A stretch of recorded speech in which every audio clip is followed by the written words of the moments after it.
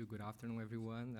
It's a great pleasure to be here sharing with you our experience on setting up a do-it-yourself EVLP program. I'd like to thank you, the ATS and the organizing committee. So just as a quick background, I think thankfully we can see that lung continues to be the fastest growing solid organ transplant in the country. And you can see that year after year, the number of procedures being performed continues to increase, while other organs such as liver and kidney seem to have plateaued. But what we need to acknowledge is that there's not been some substantial changes in the donor pool. So the rate that we have been listing patients for transplantation is much higher than the number of organs are available. And this imbalance in offer and demand generates waitlist mortality. So what we can see here as a country, we utilize around 22% of the organs that have been ideal donor lungs, and we are searching for strategies to increase our donor pool.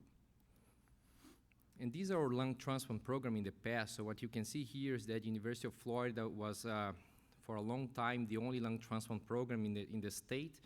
And it certainly benefited from a large pool of ideal donors, but you can see that after the mid-2000s, the volume started to consistently decrease year after year until a low 11. And not only that, but we were mainly a single lung transplant program. So what you can see is that in a mean of about 60 to 70% of the transplants being performed were single lung transplants. And I think a lot of that is related to this slide. So what you can see here is that in the mid-2000s, there's about 4 lung transplant programs in a radius of 200 miles. And then adding south with Miami, we have 5 lung transplant programs in Florida. So certainly that pool of donor lungs, ideal donor lungs, was not available anymore, and that was certainly impacting lung transplant volume. So at that time, we certainly had a strong argument for expansion of donor pool. We had increasing competition for local ideal donor lungs. There was a decrease in our lung transplant volumes, and our patients were facing very long wait times, not infrequently more than a year of wait time for a lung transplant. And a lot of those patients, they were not able to wait for that long time, and they were dying on the wait list. So when we started evaluating manners to increase our donor pool, certainly ex vivo was the number one, and we started to look at key elements to set up an EVLP program. And I think that these are the 4 main ones that I would list. So certainly we need administration support. They need to be on board and understand what's the value that EVLP can bring to a lung transplant program. There's got to be OPO buy-in. If they don't understand what EVLP can do and what type of lungs that you're going to be considering, it's hard to think that this program is going to be successful.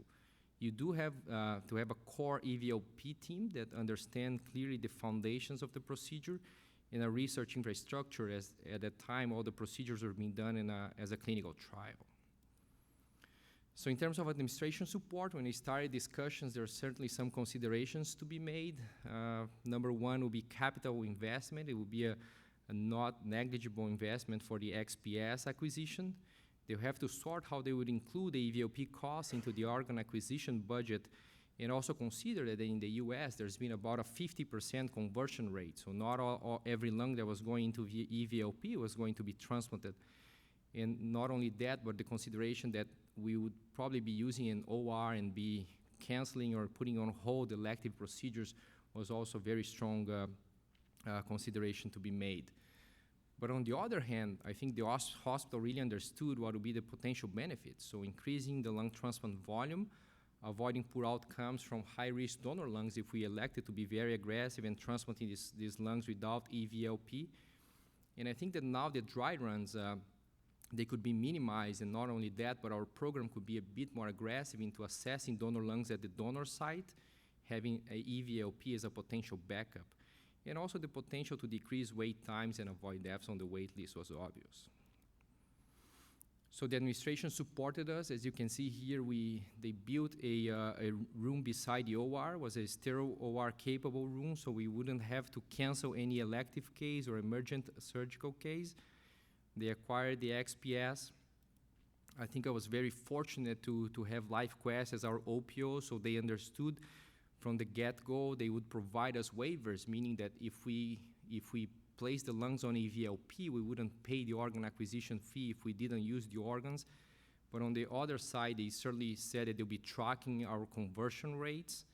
And what's interesting is that we're able to build a reputation of EVLP expertise, and then what we observed is that some of the neighboring OPOs started to offer us waivers, which was not happening in the beginning, but they understood that EVLP could potentially increase the organ utilization. And I think in the end of the day, the OPO's mission is to place as many organs as possible to save lives, and they could see that EVLP could increase their lung utilization rates. We had a perfusion champion. I was very fortunate to work with Mark Martin, who clearly understood the foundations of EVLP, going from hypo to normothermic, the stepwise increasing flow and starting to ventilate. He spent about a year with us before we started EVLP in the lab, working with porcine EVLP procedures. And what's interesting is that he was also the champion who helped us transition from cardiopulmonary bypass to intraoperative ECMO. So he had a strong interest in lung transplantation. So he was there for the first 10 cases, and then later on he functioned as a perfusion educator to help us establish a team. As we're growing the volume, we needed more of a team to be able to accommodate those EVLPs. So this is what happened. From a perfusion champion, we went for a core team of perfusionists and respiratory therapists, and suddenly Mark Martin was not needed in the room anymore. And then now we have all perfusionists and respiratory therapies are EVLP capable. So certainly that helps a lot in terms of accommodating growth. The research infrastructure, so up to December, every case was done under the novel lung trial. So now this trial has reached the target enrollment of 126 patients on each arm. So the results are expected soon, and the procedures are not being done under a clinical trial anymore. And these are current setup. So you can see high-risk donor lungs. We shifted a lot to doing on-site assessment of the lungs. So a lot of times the lungs are not selected for EVLP, but we go there and assess the lungs. And if for any reason the lung has a high-risk feature that we will not proceed to a transplant, we let the charge nurse know, so then she puts the lung transplant procedure on hold and sets up the EVLP room. So we have a lung transplant surgeon, which is me most of the times, a fellow, which a lot of times is a research fellow that has been working in the lab with me, a perfusionist, and a respiratory therapist. And this is where I think we can move very soon, is shifting from a perfusionist and a respiratory therapist. As our ECMO program has been growing, the ECMO specialists are becoming more experienced. We have an ECMO primary in-house now, so I think they will slowly get trained and take over this role. And these are a couple of quick examples on how the ex vivo lung perfusion has helped our program. So this is the timeline of a patient with interstitial lung disease. There was quite a late referral for lung transplant evaluation. He came to us on 8 liters of oxygen. He had to do the formal lung transplant assessment in-house, and after 10 days he was listed. And he got the offer of high-risk donor lungs after 7 days. These lungs were refused by 4 other programs, and they had high-risk features, so they were placed on EVLP, and this patient underwent a successful transplant, went home in 11 days. And this is another interesting example of a collaboration with other EVLP programs. So a 21-year-old male donor with low PF ratios and bilateral infiltrates. This donor was accepted by the Duke University, but their procurement surgeon on site identified a consolidation on the right lower lobe and pulmonary edema on the left lower lobe. So the right lung was out, and they did not have a recipient consented for a left single EVLP case.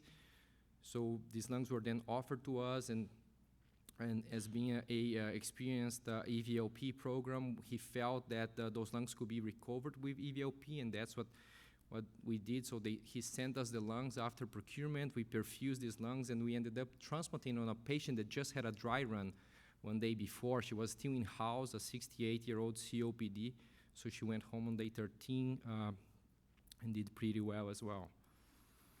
And this is just to mention how I think that learning from Toronto, how the research component can collaborate with the clinical EVLP program. So I was fortunate to partner with Mark Gillespie, University of South Alabama, with a fusion protein for mitochondrial DNA repair. So I have 2 research fellows in the lab, Edward and David. So they have been very present on all the clinical EVLP cases. And also with the perfusionists, when they need competency training, they'll come to the lab and they would be present on the research perfusions as well.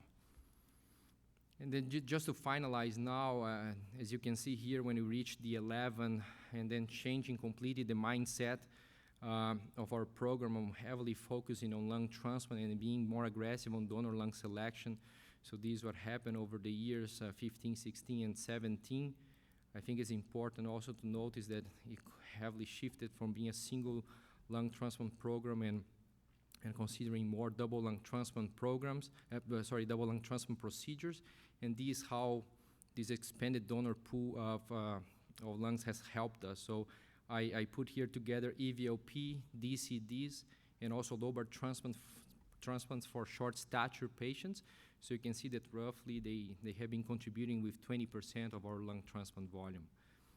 So with that, I'm going to close. Thank you for your attention.